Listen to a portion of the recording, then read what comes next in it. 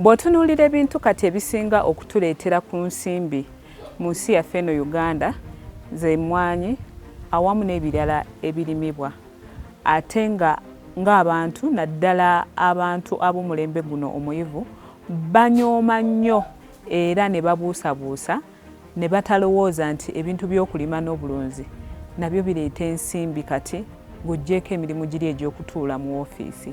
Akawungeezi ka leero natera nkwaniriza nzize n'omulimi wange owookubiri ng'ono ye Mwami Lubowa okuva e Kabira Lugoye gye tuli sayidi eyo ng'ayingira mu Kisoga.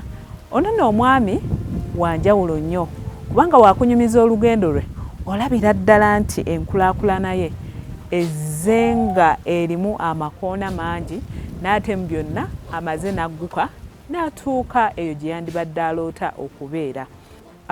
Tukyali ne bannaffe ab'ekitongole ekya National Union of Disabled Persons Uganda, kino DIPU, nga kino kye kibiina ekigatta abantu abaliko obulemu mu Uganda, era nga ne Mwami Lubowa gwe tugenda okulaba akawungeezi ka leero naye mmemba mu kibiina ekyo. Nabasuubiza sabbiiti eyaggwa nti era nja baleetera omulimi omulala aliko obulemu ate era nga naye w'amaanyi ddala.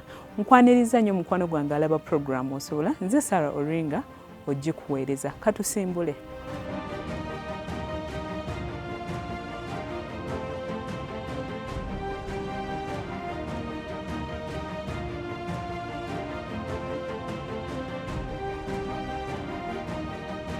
Erinnya lyange yenze Lubowa Ramadhan Kamau, ani muzzukulu wa Muteesa Asira, era nga nzaalibwa ku kyalo Kabira, wano wennyini wendi we bujjajja bwange, omuluka gw'e Bugoye mu Kisoga Ntenjeru Town Council.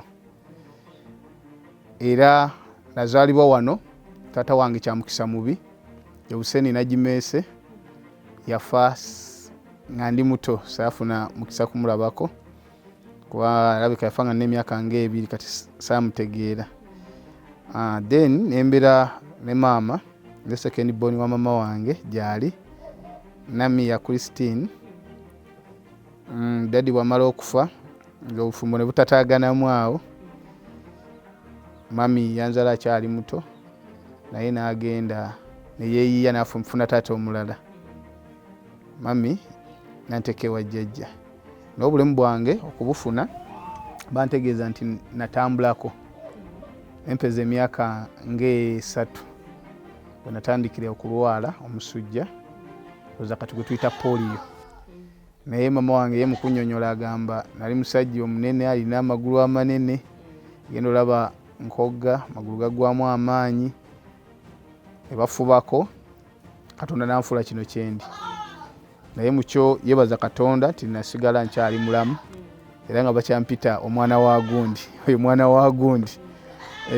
Kati maama oyo yanteeka ewa jjajja azaala maama omukyala bamuyita Namwandu Kaini, erinnya eryasala kuba jjajja omusajja yafa. Kati nembeera ne jjajja natandika olugendo lwange olw'okundabirira obulamu bwange bwonna. Naye mukyo mukuŋŋamba baŋŋamba nali situula nebaka bwebasi wansi. Naye bajjajja abo tubawanye ebitiibwa naddala nga nze ayise mu ngalo za jjajja. Manye omukwano gwa jjajja n'okutetenkanya kwa jjajja. Yafuba nnyo bwe bakozesa eddagala kati ebiseera bino bye tugaa nti oba erya abo.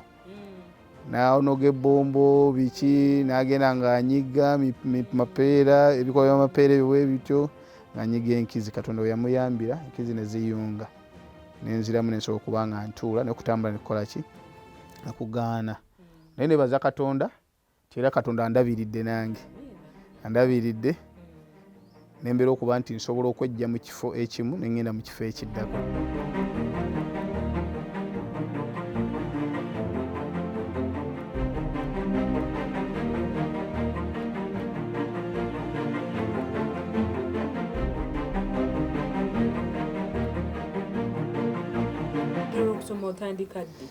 Mukusoma nalwawo nnyo kubanga embeera z'edda wabanzala mu 84.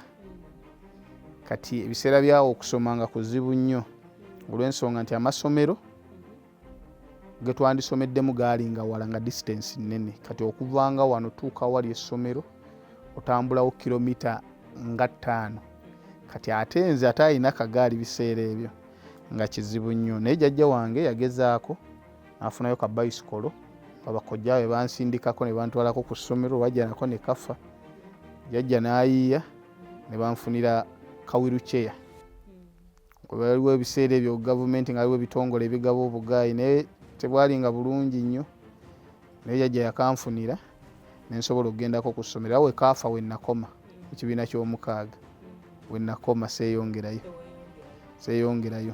naye ng'olabika ng'omuyivu ennyo omuntu bw'okkiriza ekyo ky'oli olina okuyiiya kati nga gwe bw'oyiiya n'ogamba nti nina okutambula ngende nninnya emmotoka eri naawe oyiiya nti kati mbaddewo ntya mu kubeerawo n'obeera creative bw'obeera creative n'ojjamu okwesaasira n'ogaana ki kati gwe Katonda aba olaba nti alina ekkubo lyakutwalamu nga lyettuufu ogenda otandika okwetetenkanya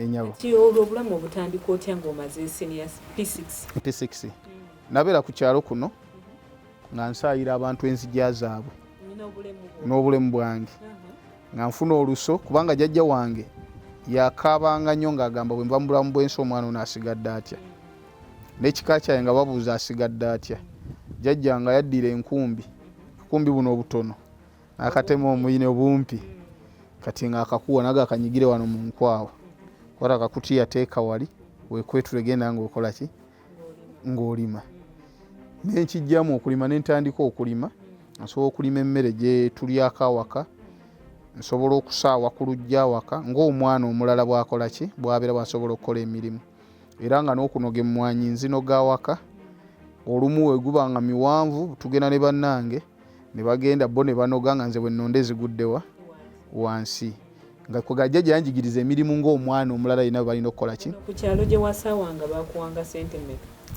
nusu 5 ebiina byalinga by'amaanyi 5 naye ng'ekyomukisa omubi kye nalinanga tingenda omalako kompawundi y'omuntu nga gyenvudde omuddo ate gukuze kakitegeeza saavanga mu nzija z'abantu kukola ki kusaawa okugeza waliwo muzeeyi Lutaakome yampanga omusaayira ku lujja muzeeyi Seemu naye ng'olujja lunene oluso lwange nga balutemamu jjajja wange nga yanfunira oluso n'alutemako akatundu tusobole okuyimpa wakati ne tusibayo ebigoye osobola okuba nga osobola okukola ki okusaawa kati sente ezo baazimpanga ne zinnyambako olumu okugula ku ngoye bwe tutyo naye ate obulimi jjajja bwe yanjigiriza bwe nasinga okwenyumirizaamu nti nasobola okuva ebukojja nenzira wano ewaka ewaffe mu kika kyaffe kuba jjajja wange naye ali ku kyalo kuno ali ku kyalo kuno ndowooza obuka ennyumba nga 3 okuva wano tuuka ewa jjajja wange kati nasobola okudda wano ne bandaga nti oba oyagala kulima nawe funa wokola ki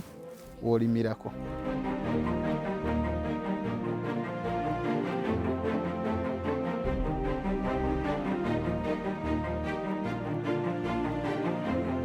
bw'awuliriza emboozi ya mwami Lubowa mu butuufu owulira nga toyagala kulekerawo jjuulira anti oyagala okumanya kyekyaddako yamaliriza atya ngenda kubeera nga nkuumuzamu katini nnyo ddala tovaawo nkyeyongerayo n'emboozi ye kankomewo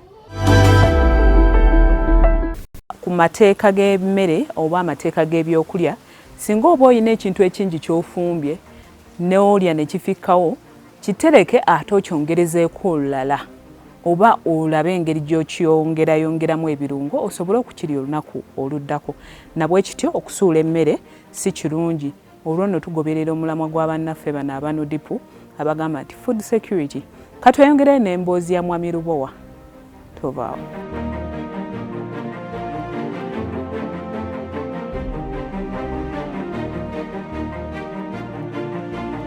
kati olwo obulamu otandika buyiyo otya ng'ovudde wano mu kyalo kyemmanyi watuuka ekiseera n'ova ku kyalo kuno n'oddayo eri emikono gyo kati eyo emikono ate ogendayo ddi okuva wano ogenda emukono tebyali byangu nti mu kuva ku kyalo kubanga twasooka tulima vanira eyasooka vanira oyo yagulanga kiro ng'egula $10,000 kati n'embeera nnyo mu kulima vanira okusuubula embowabowa za vanira nga olumu abalimisa ba district bajja ne bandeetera akasente nga banneesiga nze ne ngula embowabowa bo ne basanga eziwedde naye nfunako akatono lwaba lwagulanga nusu 5 emabega eyo ng'ebitaano by'amaanyi kati nga naawe ng'omuntu ng'osala amagezi nti akuguza olubowabowa akuguza ekifuba kimu n'ekitundu kati gwe n'omala asuubudde n'olusalamu wakati kati n'ofunamu mmeka 2 naawe n'osobola ofunako eky'ebitaano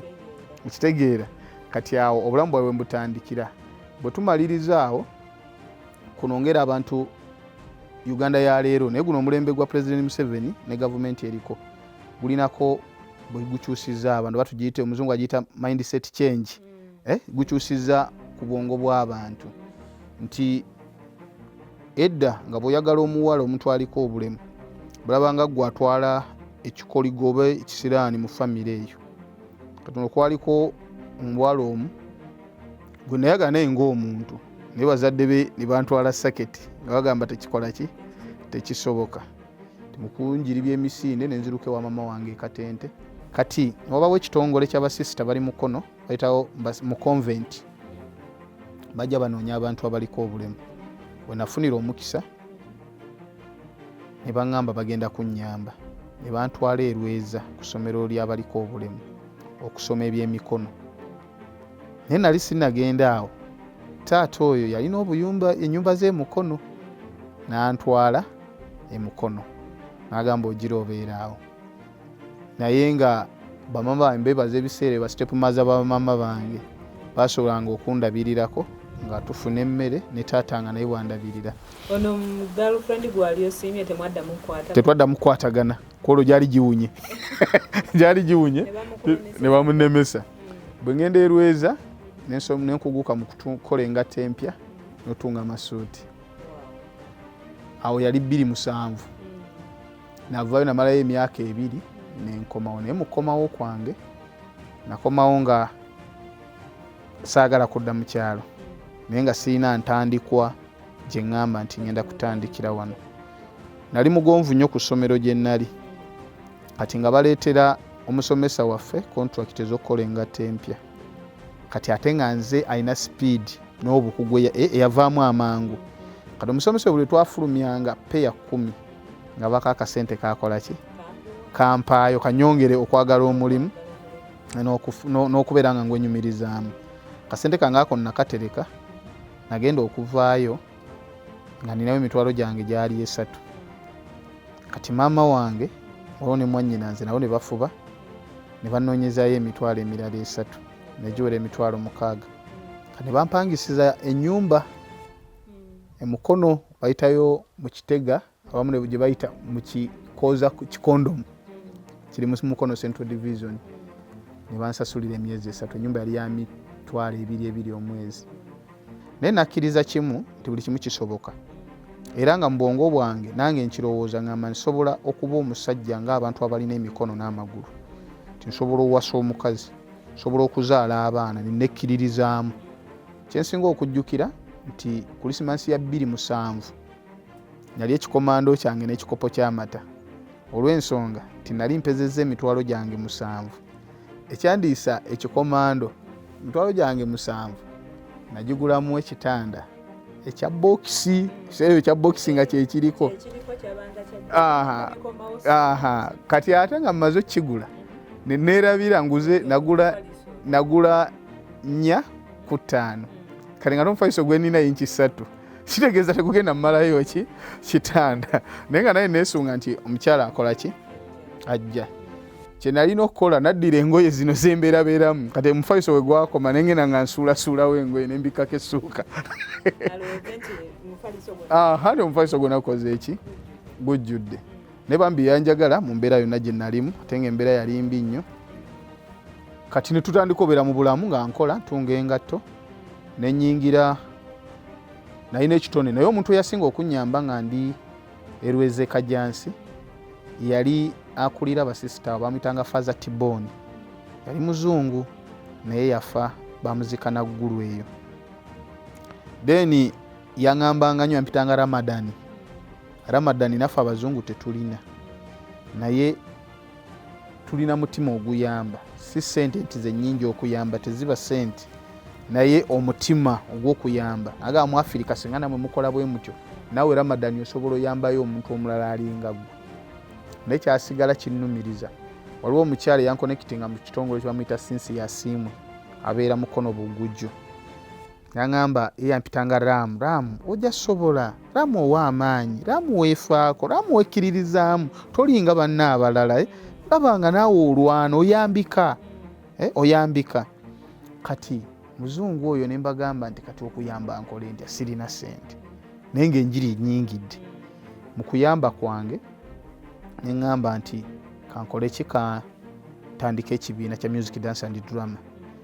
Nga nkoze research yange eraga nti abaana bangi abalina talent nate basinga okugoba school fees ku ssomero.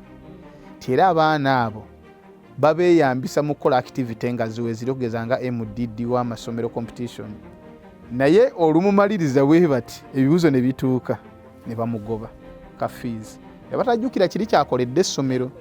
Nagenda okukola gundi yange, memory yange nendaga nti kyenkola ndowooza kye kiyinza okuba ekituufu, nyinza okuba nga nnyambye.